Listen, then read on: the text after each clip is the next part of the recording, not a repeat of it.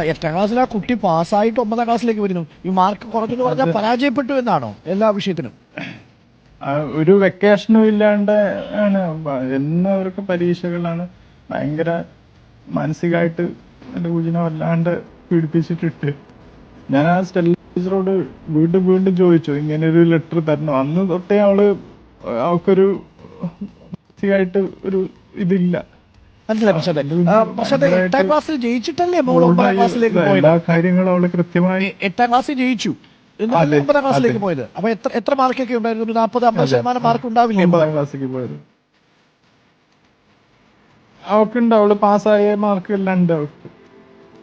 Okay, അപ്പൊ 9ാം ക്ലാസ്സിലേക്ക് പോയിട്ട് ഇനി 9ാം ക്ലാസ്സിൽ തോറ്റാൽ 9ാം ക്ലാസ്സിൽ ഇരിക്കാം. 9ാം ക്ലാസ്സിൽ ഇനി മാർക്ക് പറഞ്ഞാൽ 8ാം ക്ലാസ്സിൽ കൊണ്ടുപോയി ഇരുത്തുമെന്ന് പറഞ്ഞ് കത്ത് വാങ്ങിച്ചു എന്ന് പറയുന്നത് ആദ്യത്തെ തെറ്റ്. 8ാം ക്ലാസ്സിലേക്ക് ഇരുത്തും. അതെ. രണ്ടാമത്തത്, ഇപ്പോ ക്ലാസ് തുടങ്ങിയിട്ടല്ലേ ഉള്ളൂ. അങ്ങനെയാണ് ലെറ്റർ വാങ്ങിച്ചത്. ഇതിപ്പോ ആകെ ഒരു 10-20 ദിവസമല്ലേ ആയിട്ടുള്ളൂ.